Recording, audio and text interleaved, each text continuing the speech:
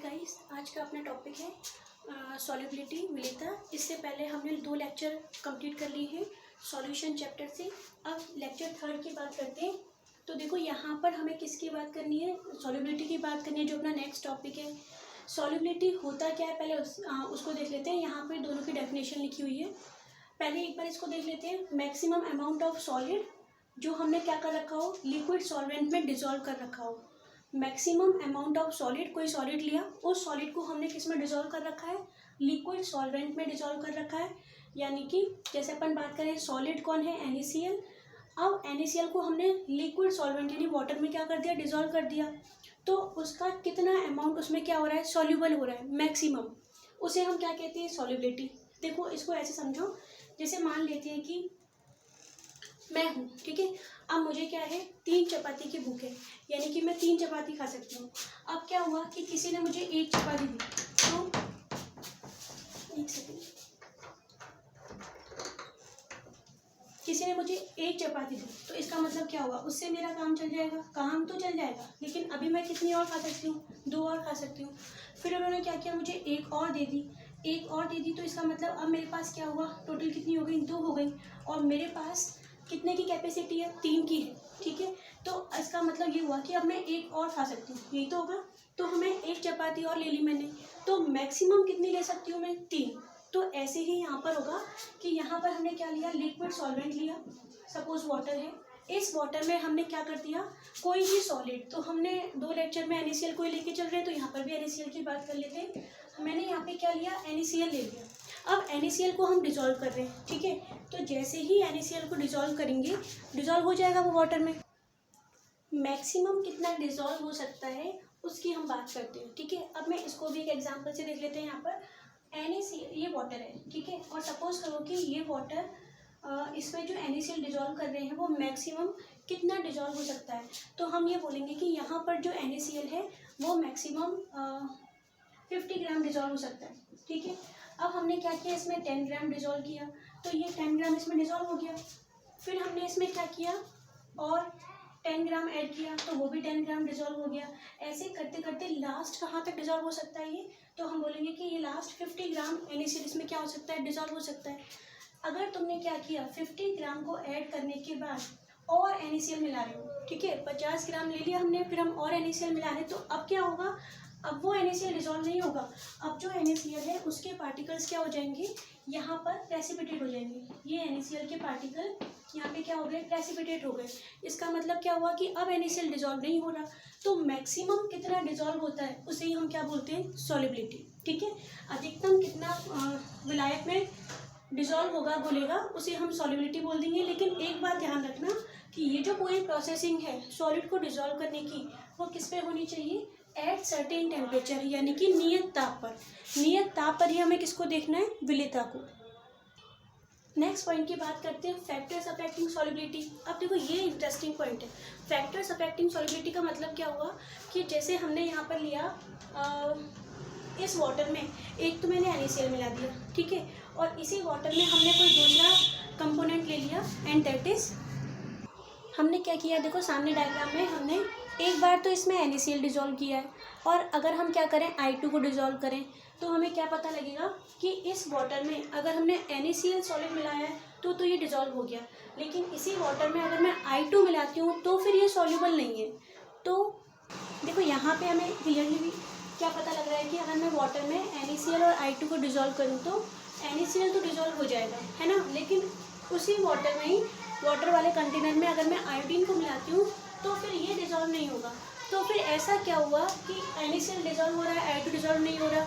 या फिर हम ऐसे बोलते हैं कि कौन सा सॉल्यूट, कौन सा विलेय वाटर में डिजोल्व होगा, कौन सा डिजोल्व नहीं होगा। मतलब कौन किस में सॉल्युबल होता है, क्या कोई भी विलेय लेंगे, कोई भी सॉल्यूट लेंगे वो वाटर में डिजोल्व हो जाएगा, तो ऐसा नहीं होता। उसी को हमें देखना है, फैक्टर्स अफेक्टिंग सॉल्युबिलिटी।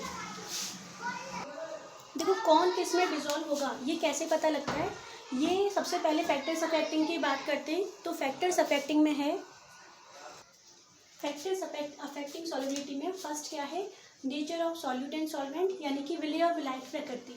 अब देखो इसमें हमें सिर्फ एक लाइन याद रखनी है, और उसी के अकॉर्डिंग अपन क्या करेंगे, most of the question solve कर लेंगे। हमें ये पता लगेगा कि कौन किस में डिजॉल्व हो सकता है। NaCl को मिला है वो डिजॉल्व हो गया, लेकिन आयोडीन को मिला रहे हैं वाटर में वो डिजॉल्व नहीं हो रहा। तो उसके पीछे कंसेप्ट क्या है, लाइक डिजॉल्व लाइक, जिसे हम हिंदी में बोलते हैं समान समान को बोलता है। अब इसका मतलब क्या है, देखो इस लाइन का मतलब है कि जो पोलर कंपाउंड होंगे वो पोलर में डिजॉल्व होंगे और जो नॉन पोलर होंगे वो नॉन पोलर में डिजॉल्व होंगे। इसे हम हिंदी में बोलते हैं जो आयनिक होंगे यानी कि ध्रुवीय होंगे वो ध्रुवीय विलायक में घुलते हैं, और जो अध्रुवीय होंगे नॉन पोलर होंगे वो अध्रुवीय में डिजॉल्व होंगे। तो यहाँ पे दो वर्ड्स आ रहे हैं, पोलर और नॉन पोलर। पहले मैं बात करती हूँ कि पोलर और नॉन पोलर का मतलब क्या होता है। यहाँ पे लिखा हमने क्या, NaCl, और एक मैं लिख रही हूँ यहाँ पे आयोडीन, ठीक है। अब देखो NaCl है, हम जानते हैं कि NaCl में दो आयंस बनेंगे, Na पॉजिटिव और Cl नेगेटिव, दो बन गए। तो हम इसको क्या बोल सकते हैं कि ये कौन सा आयोनिक कंपाउंड है, ये पोलर आयोनिक कंपाउंड है, ध्रुवीय आयनिक यौगिक, ठीक है। इसको हम क्या बोल सकते हैं, पोलर, हिंदी में बोलते हैं ध्रुवीय।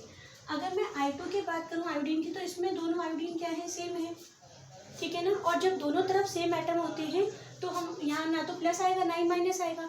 जब प्लस माइनस नहीं आएगा यहाँ पे तो फिर ये क्या हो जाएगा, नॉन पोलर, और नॉन पोलर को हम क्या बोलते हैं, अध्रुवीय। तो हमें ये पता लग गया कि कौन तो पोलर होता है और कौन नॉन पोलर होता है। इसका मैं एक एग्जांपल और ले लेती हूँ। देखो जैसे मैं यहाँ लिखूँ H2O। अब मैं H2 की बात करूँ कि ये पोलर है या नॉन पोलर है, ध्रुवीय है या अध्रुवीय है। तो H2O जो होता है वो आयंस में ब्रेक होके H पॉजिटिव और OH नेगेटिव, यहाँ पे दो आयंस बन गए, कैटायन एनायन पॉजिटिव नेगेटिव। तो इसको हम क्या बोलेंगे, पोलर ध्रुवीय बोलेंगे, ठीक है। और अगर मैं बेंजीन की बात कर लूँ तो देखो बेंजीन में इस रिंग में सारी कौन है, कार्बन कार्बन कार्बन है। हाइड्रोजन से इफेक्ट नहीं पड़ता क्योंकि उसकी इलेक्ट्रोनेगेटिविटी क्या होती है, विद्युत ऋणता सेम होती है। कार्बन को देखोगे तो सब तरफ कार्बन कार्बन कार्बन है। अब कार्बन कार्बन है यानी कि सारे सेम है, इसका मतलब पॉजिटिव नेगेटिव नहीं आना। तो बेंजीन कैसा हो गया, अध्रुवीय यानी कि नॉन पोलर। अगर तुम और एग्जाम्पल देखना चाहो तो देखो एल्केन की बात करो, एल्केन तुमने सुना है, कार्बन कार्बन कार्बन यही होते हैं। अगर कोई बोले कि एल्केन कैसा है तो कैसा आएगा, नॉन पोलर, प्लस माइनस नहीं आने वाले, सारे एटम क्या है, सेम है। और अगर मैं बात करूँ यहाँ पर एक और एग्जाम्पल देखें तो NH4Cl, ammonium chloride. Ammonium chloride में दो आयंस कौन से बनेंगे, ये प्लस और ये क्या बन गया, माइनस। तो ये कैसा है, पोलर, और एल्केन कैसा आएगा, नॉन पोलर, ठीक है। अभी वैसे तो पोलर और नॉन पोलर को हम द्विध्रुव आघूर्ण डायपोल मूवमेंट से देखते हैं, पर अपना काम इससे हो जाएगा। तो देखो लाइक डिजॉल्व लाइक में हम क्या लिखेंगे, अब देखो यहाँ पर कौन किस में डिजॉल्व होगा, यहाँ क्या लिखा हुआ है, लाइक डिजॉल्व लाइक, समान समान को घोलता है। इसका मतलब हम क्या बोल सकते हैं, मैं यहाँ पे लिख सकती हूँ कि जो पोलर होंगे यानी कि ध्रुवीय, वो किस में डिजॉल्व होंगे, पोलर में होंगे, ठीक है ना। पोलर किस में डिजॉल्व होगा, पोलर में। और हम क्या बोल सकते हैं, जो नॉन पोलर है वो किस में डिजॉल्व होगा, नॉन पोलर में। अगर ये वाली बात आ गई तो समझो सॉल्युबिलिटी वाले क्वेश्चन 80% सॉल्व हो गए। पोलर पोलर में डिजॉल्व होगा, नॉन पोलर में डिजॉल्व होगा। अब देखो इसके आगे की बात करते हैं, इसमें क्या होने वाला है। जैसे मैं यहाँ पे बात करूँ NaCl, अब ये NaCl कैसा है, पोलर है। कैसे पता लगा पोलर है, ये पॉजिटिव और ये क्या होगा, नेगेटिव, यही तो होगा, पॉजिटिव और नेगेटिव NaCl। और वाटर कैसा है, ध्रुवीय या अध्रुवीय, वाटर कैसा आएगा, ध्रुवीय। एक बार दोबारा देखो मैं क्या बोल रही हूँ कि NaCl कैसा है, पोलर यानी कि ध्रुवीय, पॉजिटिव और नेगेटिव। वाटर कैसा है, वाटर भी कैसा है, पोलर है, अभी बताया था, H पॉजिटिव और OH नेगेटिव। तो इसका मतलब क्या हुआ कि ये जो NaCl है पोलर, एंड जिसमें हम इसको डिजॉल्व कर रहे हैं वाटर, वो भी कैसा है, पोलर। तो दोनों पोलर पोलर है। और यहाँ क्या लिखा हुआ है, लाइक डिजॉल्व लाइक, समान समान को बोलता है। इसका मतलब ये हुआ कि NaCl वाटर में क्या हो जाएगा, डिजॉल्व हो जाएगा। अब देखो एक बात सुनो, इसी आयोडीन की वाटर में बात करते हैं। अगर मैं बात करूँ कि वाटर कैसा है तो तुम क्या बोलोगे, अब तो समझ में मतलब आ गया होगा कि वाटर कैसा है, पोलर है। और आयोडीन कैसा है, आयोडीन नॉन पोलर है ना। तो देखो iodine non polar, water polar, एक नॉन पोलर दूसरा पोलर, तो डिजॉल्व नहीं होगा। इसका मतलब हम इस कंसेप्ट से ये पता लगा सकते हैं कौन किस में डिजॉल्व होगा। एक एग्जाम्पल और करते हैं। अच्छा देखो इसी एग्जाम्पल को अब हम क्या करते हैं, सॉल्वेंट चेंज कर लेते हैं, यानी मैं वाटर नहीं ले रही। हमने क्या किया, देखो इस बार ये लिया मैंने यहाँ पर, इसमें बेंजीन ले लेती हूँ, ठीक है। और बेंजीन क्या है, विलायक है, सॉल्वेंट है, विलायक। और एक कंटेनर और लिया, उसमें भी हमने क्या लिया है, बेंजीन ही लिया है, दोनों में बेंजीन ही चल रहा है, ये लो। अब इसके बाद हम इसमें जो डिजॉल्व कर रहे हैं वो क्या है, NaCl। तुम बोलोगे कि पहले भी तो NaCl लिया था, बिल्कुल सही बात है, और यहाँ पे हम क्या ले रहे हैं, आयोडीन। लेकिन तुम एक बात देखो, यहाँ जो NaCl लिया है वो कहाँ लिया, वाटर में, आयोडीन कहाँ लिया है, वाटर में। अब मैंने सॉल्वेंट चेंज कर दिया, NaCl को कहाँ ले रहे हैं, बेंजीन में ले रहे हैं। तो जैसे ही तुम NaCl को बेंजीन में मिलाओगे, देखो क्या होगा, NaCl कैसा है, पोलर है ना, और बेंजीन कैसा है, अभी बताया था बेंजीन कैसा है, नॉन पोलर है। तो इस बार NaCl बेंजीन में डिजॉल्व नहीं होगा, क्योंकि ये नॉन पोलर और ये कैसा हो गया, पोलर। जबकि इसी NaCl को हम कहाँ मिला रहे थे, वाटर में मिला रहे थे, तब ये कैसा था, तब ये डिजॉल्व हो गया था, उसमें विलय हो गया था, ठीक है ना। अब देखो आयोडीन को बेंजीन में मिलाया हमने, इसको चेक कर लेते हैं। आयोडीन कैसा है, तो तुम क्या बोलोगे कि आयोडीन नॉन पोलर है, ठीक है, आयोडीन नॉन पोलर है। और जिसमें तुम मिला रहे हो बेंजीन सॉल्वेंट, वो कैसा है, वो भी नॉन पोलर। तो ये भी नॉन पोलर आयोडीन, और बेंजीन भी कैसा है, नॉन पोलर। इसका मतलब आयोडीन बेंजीन में डिजॉल्व हो जाएगा। लेकिन इसी आयोडीन को तुमने वाटर में मिलाया तो डिजॉल्व होगा क्या, नहीं होगा। क्यों नहीं होगा, नॉन पोलर और ये कैसा था, पोलर, ध्रुवीय और अध्रुवीय। सारी बात 80% जो केसेस हैं हम यहाँ पे 12th क्लास सिलेबस के अकॉर्डिंग देखें। अभी और भी है, टेम्परेचर इफेक्ट है, प्रेशर इफेक्ट है, लैटिस एंथैल्पी यानी कि जालक ऊर्जा होता है, हाइड्रेशन एंथैल्पी जलयोजन ऊर्जा होता है। लेकिन जो सबसे इम्पॉर्टेंट बात है, जो बेसिक कंसेप्ट है, वो यही है, ठीक है। अब देखो मैंने यहाँ पर किसको डिजॉल्व किया, NaCl को, आयोडीन को। अब मैं डिजॉल्व करती हूँ यहाँ पर, देखो इसकी बात करते हैं सेम कंसेप्ट पे। इस बार मैंने क्या लिया, गैसेस को डिजॉल्व कर रहे हैं किसमें, वाटर में। तो हमने यहाँ पर अमोनिया गैस को डिजॉल्व किया है वाटर में, और वहाँ पे N2 नाइट्रोजन गैस को डिजॉल्व किया है वाटर में। हमें क्या पता लगाना है कि कौन सी गैस वाटर में इनमें से डिजॉल्व होगी और कौन सी गैस डिजॉल्व नहीं होगी। तो फिर वही सेम कंसेप्ट आएगा, कौन सा, लाइक डिजॉल्व लाइक, जिसका मतलब क्या होता है कि पोलर पोलर में डिजॉल्व होगा और नॉन पोलर नॉन पोलर में। तो देखो अगर बात की जाए कि अमोनिया कैसा होता है, पोलर, इसका मतलब अमोनिया पोलर और वाटर भी कैसा है, पोलर। देखो यहाँ क्या हो रहा है, ammonia due to lone pair, इसकी लॉन पेयर के कारण ही कैसा हो जाता है, पोलर, और वाटर हमें पता ही है कि पोलर है। तो अमोनिया वाटर में क्या हो जाएगा, डिजॉल्व हो जाएगा, है ना। लेकिन N2 की बात करो, N2 कैसा है, N2 नॉन पोलर है, दोनों नाइट्रोजन सेम सेम है। अगर दोनों नाइट्रोजन सेम है, दोनों एटम सेम है, तो ना तो पॉजिटिव आना ना नेगेटिव आना, यानी ये कैसा हो जाएगा, ये हो जाएगा नॉन पोलर। और वाटर कैसा है, पोलर। तो तुम खुद ही समझ गए कि अमोनिया और वाटर, एक इसमें ये भी पोलर है और ये भी क्या है, पोलर है, तो ये इसमें डिजॉल्व हो जाएगा। लेकिन N2 जो होगी वो वाटर में डिजॉल्व नहीं होगी, ठीक है इतना। अब मैं तुमसे एक क्वेश्चन पूछूं, देखो सुनो, अगर हम बात करें किसकी, जलीय जीवों की, यानी कि एक्वेटिक एनिमल्स की। अब जो एक्वेटिक एनिमल्स होते हैं, वाटर में रहने वाले जो क्या होते हैं, एनिमल्स होते हैं, उनकी बात करें तो उनको सर्वाइव करने के लिए कौन सी गैस चाहिए होती है, ऑक्सीजन गैस चाहिए होती है। मैंने यहाँ पे नाइट्रोजन गैस ली थी, अब मैं यहाँ पे ले रही हूँ, चलो दूसरा कंटेनर बना लेते हैं, एक सेकेंड। तो देखो यहाँ पर अगर मैं बात करूँ एक्वेटिक एनिमल्स की, उनको सर्वाइव करने के लिए ऑक्सीजन गैस चाहिए होती है, ठीक है। ऑक्सीजन गैस वो कहाँ से लेते हैं, तो हम ये बोलते हैं ना कि वो ऑक्सीजन गैस वाटर से लेते हैं, वाटर से ऑक्सीजन गैस को यूज़ करते हैं और सर्वाइव करते हैं। अब मैंने तो तुमसे अभी एक बात कह दी, कौन सी, कि ऑक्सीजन कैसी है, ऑक्सीजन नॉन पोलर है, नॉन पोलर, जैसे नाइट्रोजन नॉन पोलर है, ऑक्सीजन अध्रुवीय है। और वाटर कैसा है, वाटर पोलर है, यानी कि ध्रुवीय है। तो तुम एक बात बताओ, ये नॉन पोलर, ये पोलर, अध्रुवीय ध्रुवीय, तो इसका मतलब ऑक्सीजन वाटर में सॉल्युबल या इनसॉल्युबल, तो तुम क्या बोलोगे। तो ये नॉन पोलर और पोलर कैसे डिजॉल्व होगा, नहीं होगा। इसका मतलब इस कंसेप्ट के अकॉर्डिंग समान समान को बोलता है, नॉन पोलर पोलर में डिजॉल्व नहीं होगा। इसका मतलब ऑक्सीजन वाटर में डिजॉल्व नहीं होगी, नहीं हो रही ना। तो फिर एक बात बताओ, जो एक्वेटिक एनिमल्स होते हैं, जलीय जीव होते हैं, वो वाटर में सर्वाइव कैसे कर लेते हैं। और हम तो ये बोलते हैं कि जो वाटर में ऑक्सीजन डिजॉल्व हो रही है, उसी को एक्वेटिक एनिमल्स यूज़ करते हैं, लेकिन ये तो डिजॉल्व हो ही नहीं रही, ठीक है। अब तुम क्या करोगे, इसका आंसर तुम मुझे कमेंट सेक्शन में देना, मैं इसको नेक्स्ट वीडियो में डिस्कस करूँगी। अभी अपन चलते हैं अपने नेक्स्ट टॉपिक पर। हमें ये पता लग गया कि कौन किस में डिजॉल्व होता है इस कंसेप्ट के अकॉर्डिंग, पोलर एंड पोलर में डिजॉल्व होगा और नॉन पोलर में।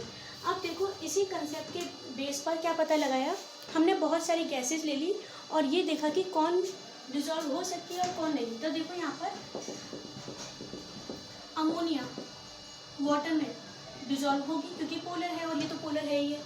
HCl डिजॉल्व होगा HCl गैस भी क्या होगी, इसमें डिजोल्व होगी क्योंकि ये भी पोलर है। SO2 गैस ये भी पोलर है, डिजोल्व होगी। तो जो भी पोलर है डिजोल्व हो जाएगी। और अगर मैं O2 की बात करूँ, N2 की बात करूँ, CO2 की बात करूँ, ये तीनों कैसे हैं, नॉन पोलर। तो इनको अगर हम वाटर में मिलाते हैं तो ये डिजोल्व नहीं होगी। ठीक है। अब देखो इसके बाद हम नेक्स्ट बात करते हैं। इतनी तो हमें पता लग गया कि कौन डिजोल्व होगा और कौन डिजोल्व नहीं होगा, है ना। अब मैं बात करती हूँ नेक्स्ट टॉपिक की। इसी में ही नेक्स्ट टॉपिक क्या है, सुनो। ऐसा नहीं होता कि अमोनिया डिजोल्व हो रही है, HCl डिजोल्व हो रही है तो सारी गैसेस की सॉल्युबिलिटी सेम है। अमोनिया ज़्यादा सॉल्युबल, HCl कम सॉल्युबल। तो कोई गैस ज़्यादा सॉल्युबल होगी और कोई गैस कम सॉल्युबल होगी। तो ये सॉल्युबिलिटी का ऑर्डर है गैसेस का, वाटर में सॉल्युबिलिटी का ऑर्डर। हमें सारी गैसेस को तो याद रखना है, लेकिन कुछ गैसेस जो अपने सिलेबस में है उसको देख लेते हैं। देखो ये यहाँ पे लिखा हुआ है क्या, सॉल्युबिलिटी ऑर्डर। कौन सी गैस ज़्यादा सॉल्युबल वाटर में, कौन सी गैस कम सॉल्युबल। तो जो सबसे पहले लिखी हुई है अमोनिया, वो वाटर में सबसे ज़्यादा सॉल्युबल है।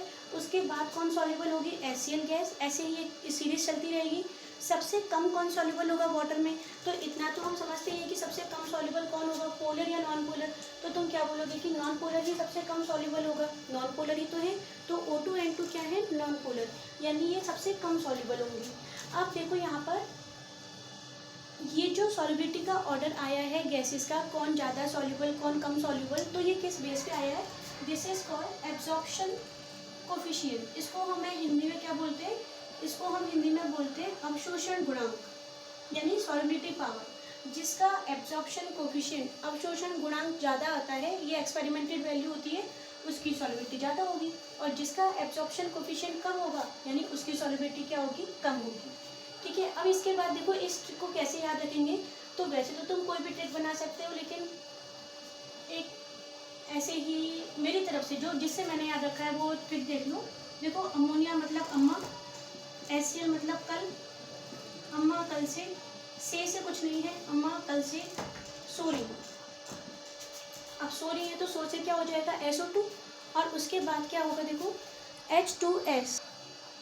सो रही हैं, हंस रही हैं, तो हंस रही हैं से क्या हो जाएगा, H2S। अम्मा कल से सो रही हैं, हंस रही हैं, ठीक है। और रही है से कुछ नहीं है, बस ये सिर्फ अपने सेंटेंस को बनाने के लिए। अम्मा कल से सो रही हैं, हंस रही हैं। क्यों सो रही, मतलब क्यों हंस रही हैं सोते सोते, तो उनको किसी ने क्या दे दी, कोल्ड ड्रिंक, कोको कोला। तो सोते सोते क्या मिल गई, कोल्ड ड्रिंक मिल गई। तो कोल्ड ड्रिंक से कौन सी गैस आ गई, CO2।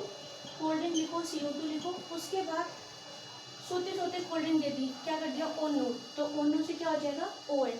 ठीक है। अब यहाँ भी 2, यहाँ भी 2, कितनी बार 2 आया, 2 बार। तो इससे पहले याद रखना C2H2, इतना सा याद रखोगे, बाकी तो वैसे हो जाएगा, नॉन पोलर है। अम्मा कल से सो रही हैं, सोते सोते हंस रही हैं। क्यों हंस रही हैं, कोल्ड ड्रिंक मिल गई। ठीक है, कोल्ड ड्रिंक दे दी किसी ने। तो ये इसकी ट्रिक है, स्टूपिड सी, याद कर लेना। इसके बाद देखो नेक्स्ट क्या है कि सॉल्युबिलिटी और किस पर डिपेंड करती है। तो एक नेक्स्ट फैक्टर कौन सा आता है, टेम्परेचर। अब देखो टेम्परेचर में क्या होगा, कभी तो हम हीट कर देते हैं, सॉल्युबिलिटी ज़्यादा हो जाती है। और कभी हीट करने पर सॉल्युबिलिटी क्या होती है, कम हो जाती है। इसके एग्जांपल की बात करते हैं। जैसे मैं यहाँ पे बात करूँ, मैंने क्या लिया, चलो वाटर में हमने सुक्रोज डिजोल्व कर लिया। वाटर में सुक्रोज, ये नॉर्मली हम क्या बोलते हैं, शक्कर, डिजोल्व कर दी। अब जैसे ही इसमें हमने सुक्रोज डिजोल्व करी इस वाटर में, तो एक तो क्या है, ये नॉर्मल वाटर है, ठीक है। और एक हमने क्या किया, हॉट वाटर ले लिया। हॉट वाटर यानी हमने उसको हीट कर दिया, गर्म कर दिया। और इसमें हमने क्या डिजोल्व कर दी, सुक्रोज डिजोल्व कर दी, शक्कर डिजोल्व कर दी। तो ये तो देखो तुम्हें पता है कि किस में जल्दी से डिजोल्व होगी।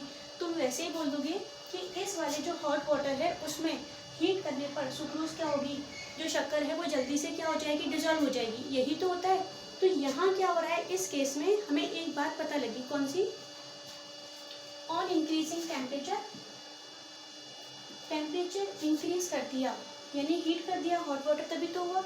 सॉल्युबिलिटी क्या हो रही है, इंक्रीज हो रही है, यही तो हुआ। टेम्परेचर इंक्रीज तो सॉल्युबिलिटी यानी कि विलेयता भी क्या हो रही है, इंक्रीज हो रही है, बढ़ रही है। एक एग्जाम्पल तो ये था। अब मैं देखो एक और एग्जाम्पल लेती हूँ। हमने क्या किया, इस बार सुक्रोज नहीं मिला रहे, शक्कर नहीं मिला रहे वाटर में, हम इस बार वाटर में क्या ऐड कर रहे हैं, हम इस बार वाटर में ऐड कर रहे हैं गैसेस। कोई सी भी गैस ले लो। तो जैसे हमने यहाँ पे डिसॉल्व कर दिया कौन सी गैस को, अमोनिया। तो देखो यहाँ पे अमोनिया को जब हमने वाटर में डिज़ोल्व किया और हम इसको हीट कर रहे हैं तो क्या होगा, हीट करने पर जो अमोनिया इसमें डिज़ोल्व हुआ है तो टेम्परेचर ज़्यादा हो गया। टेम्परेचर ज़्यादा हो गया इसका मतलब अमोनिया मॉलिक्यूल्स को क्या मिल गई, एनर्जी मिल गई। अब अमोनिया मॉलिक्यूल क्या करेंगे, गैसेज मॉलिक्यूल है और गैसेज मॉलिक्यूल कैसे होते हैं, लाइट इन वेट। तो जब gases molecule light in weight है तो इसका मतलब ये हो गया कि अब ये अमोनिया के मॉलिक्यूल यहाँ से क्या करेंगे, सरफेस को लीव करके बाहर निकल जाएंगे। इसका मतलब ऑन हीटिंग, जैसे जैसे हम हीट करते जाएंगे अमोनिया मॉलिक्यूल यहाँ से बाहर निकलते जाएंगे और जैसे ये बाहर निकलेंगे यहाँ से तो हम क्या बोल सकते हैं कि अमोनिया जो था, जो इसमें सॉल्युबल था, जब वो रहा ही नहीं यहाँ पर, वो तो बाहर चले गए तो सॉल्युबिलिटी क्या हो गई, कम हो गई। इसका मतलब हम क्या बोल सकते हैं यहाँ पर कि हमें एक बात और पता चला, टेम्परेचर इंक्रीजेस देन सॉल्युबिलिटी क्या हो जाएगा, डिक्रीजेस। तो दो टाइप के प्रोसेस होते हैं, कौन से, एक तो होता है कि टेम्परेचर इंक्रीज करने पर सॉल्युबिलिटी इंक्रीज होती है और एक होता है टेम्परेचर इंक्रीज करने पर सॉल्युबिलिटी कम होती है। ठीक है, अब हम क्या बोलेंगे, देखो टेम्परेचर इंक्रीज सॉल्युबिलिटी इंक्रीज, हम टेम्परेचर दे रहे हैं सॉल्युबिलिटी बढ़ती जा रही है। इसका मतलब तुम समझ जाओ कि ये कौन सा प्रोसेस है, एंडोथर्मिक प्रोसेस, ऊष्माशोषी। और अगर टेम्परेचर इंक्रीज करने पर सॉल्युबिलिटी कम हो रही है तो तुम समझ जाओ ये कौन सा प्रोसेस हो गया, एक्सोथर्मिक प्रोसेस, जिसे हम बोलते हैं ऊष्माक्षेपी। ठीक है, अब देखो यहाँ पे हम नेक्स्ट बात करते हैं कि क्वेश्चन कैसे आता है इस टॉपिक में से। तो हम पढ़ क्या रहे हैं, सॉल्युबिलिटी पर टेम्परेचर का इफेक्ट पढ़ रहे हैं। क्वेश्चन कैसे आएगा, क्वेश्चन आता है ऑन इंक्रीजिंग टेम्परेचर, मैं शॉर्ट में लिख रही हूँ, ऑन इंक्रीजिंग टेम्परेचर, यानी हमने टेम्परेचर को ज़्यादा कर दिया, temperature solubility of gas, solubility of gas in liquid, द्रव में जल की विलेयता, द्रव में गैस की विलेयता क्या हो रही है, कम हो रही है, डिक्रीजेस, वाई, ये क्वेश्चन आता है। तो इसका आंसर क्या हो जाएगा, आंसर हो जाएगा ऑन इंक्रीजिंग टेम्परेचर, टेम्परेचर को बढ़ाते ही gases molecule gets the energy, gases molecule को क्या मिल गई, एनर्जी मिल गई। कौन सी एनर्जी मिल गई, काइनेटिक एनर्जी, गतिज ऊर्जा। And the gases molecule leave the surface of the liquid, वो इस लिक्विड की सरफेस को क्या करेंगे, लीव करेंगे, एस्केप कर लेंगे, बाहर चले जाएंगे। और जब गैसेस मॉलिक्यूल ही नहीं रहे तो सॉल्युबिलिटी क्या हो गई, डिक्रीजेस।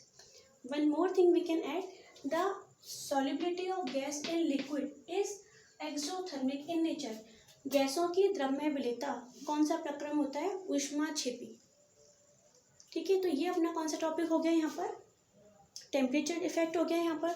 अब देखो एक बात बताओ, देखो दो क्वेश्चन बनते हैं यहाँ से, ये ऐसे समझ लो एक्स्ट्रा क्वेश्चन हो जाएगा, not in the syllabus, not in the topic, लेकिन सिर्फ जनरली ऐसे ही बात कर रहे हैं। एक तो ये था जिसकी हमने बात की थी कि ये वाटर है और ये क्या है यहाँ पर O2।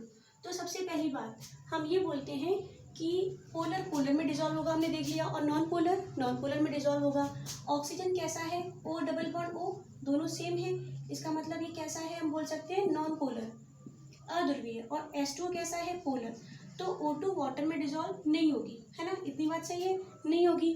तो फिर तुम एक बात बताओ कि जो एक्वेटिक एनिमल है, एक्वेटिक एनिमल है यानी कि जलीय जीव, वो रेस्पिरेशन के लिए, श्वसन के लिए ऑक्सीजन गैस कहाँ से लेंगे, ऑक्सीजन तो इसमें डिजॉल्व ही नहीं हो रही, और हम ये बोलते हैं कि वो वाटर में से ले रहे हैं ऑक्सीजन, ऐसे ही तो बोलते हैं।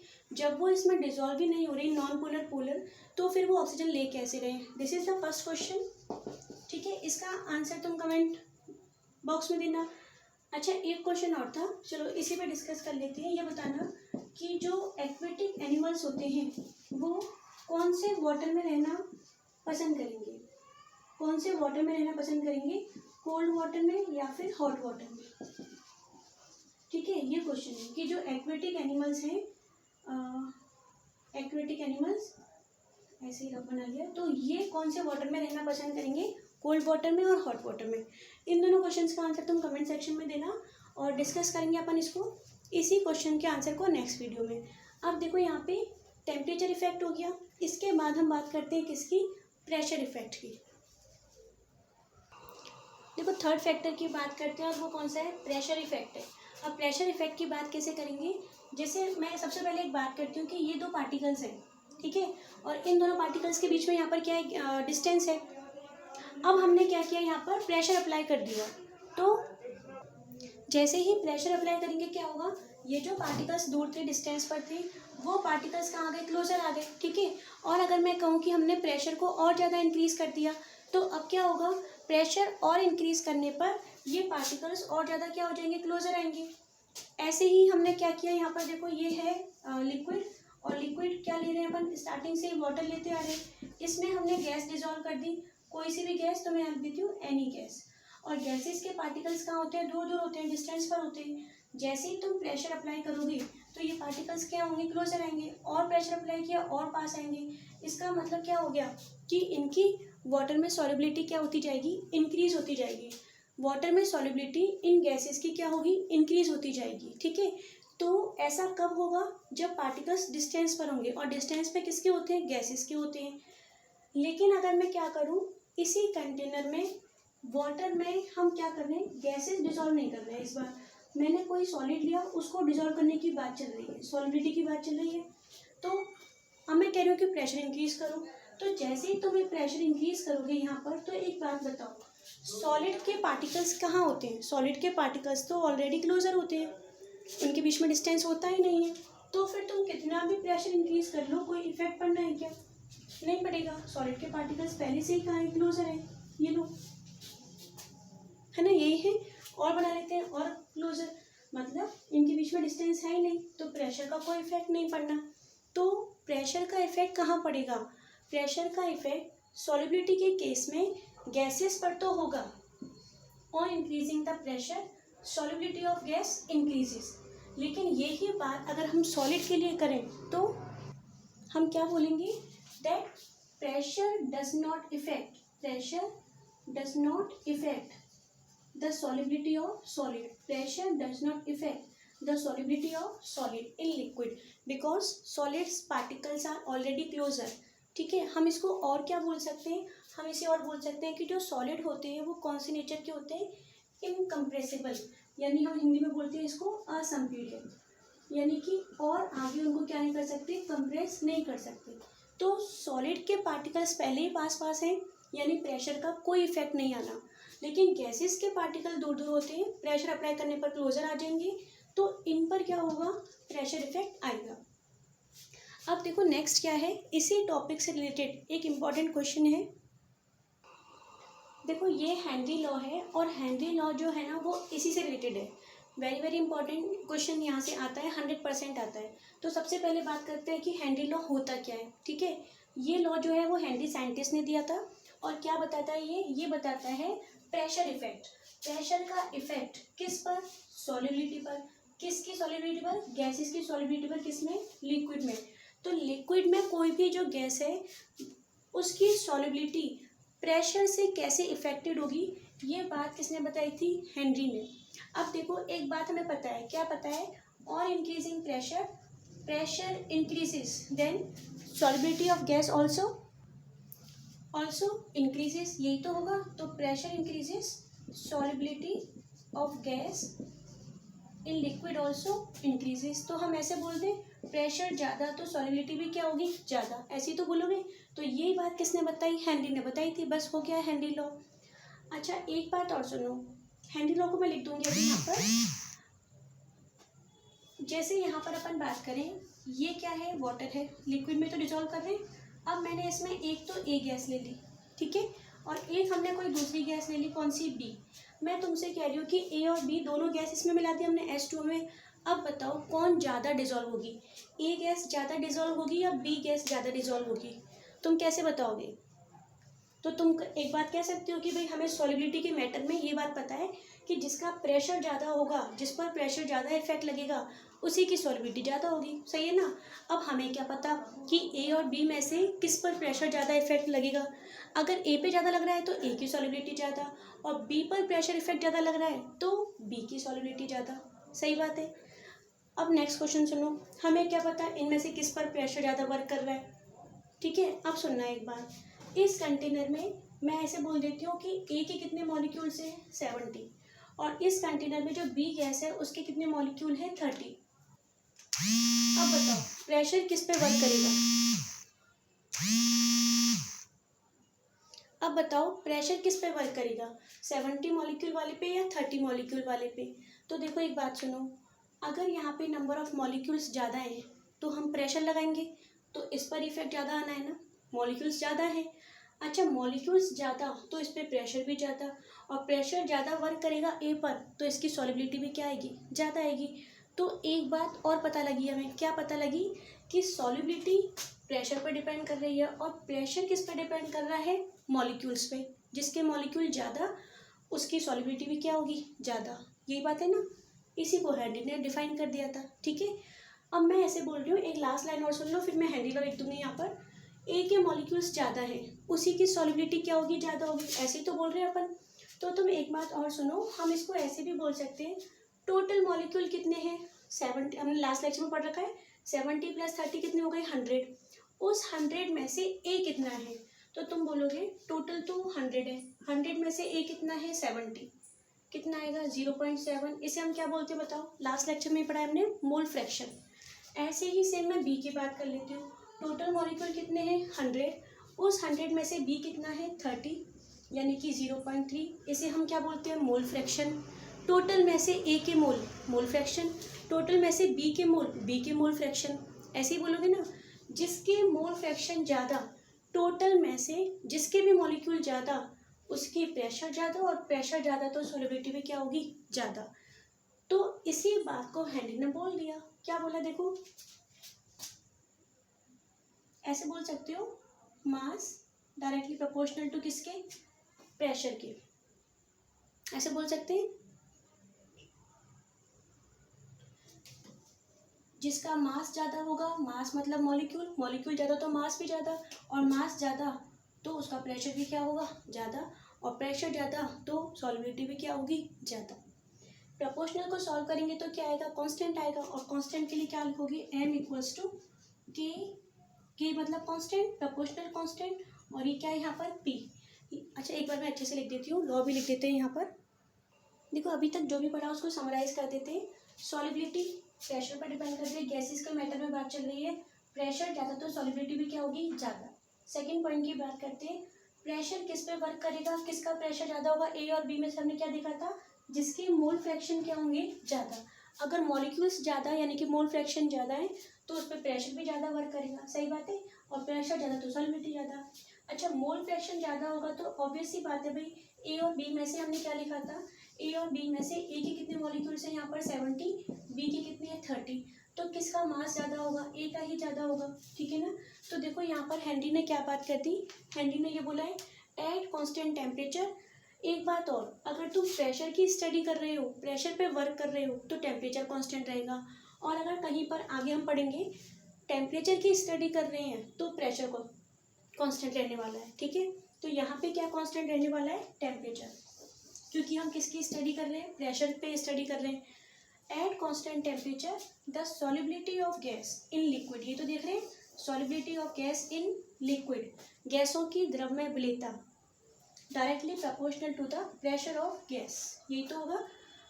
सॉलिबिलिटी किस पर डिपेंड करेगी, प्रेशर पर। अच्छा, अब तुम इसको प्रेशर वर्ड ना लिखकर और क्या लिख सकते हो, तो इसी हेनरी लॉ को अलग अलग वे में डिफाइन किया है। प्रेशर ना लिखकर हम क्या लिख सकते हैं, mole fraction directly proportional to the mole fraction of gas. Mole fraction word ना लिख के क्या लिख सकते हैं, मास ऑफ द गैस, एक ही बात है। ठीक है, तो हेनरी लॉ को अलग अलग वे में डिफाइन किया है, लेकिन सबका मतलब एक ही है। At constant temperature the solubility of gas in liquid is directly proportional to the pressure of gas और mole fraction of gas at equilibrium. एक बार मैं हिंदी में बोल देती हूँ, नियत ताप पर, क्योंकि प्रेशर की बात चल रही है, नियत ताप पर गैसों की द्रव्य विलेयता, गैसों की द्रव्य विलेयता उस गैस के दाब के या मोल अंश के समानुपाती होती है।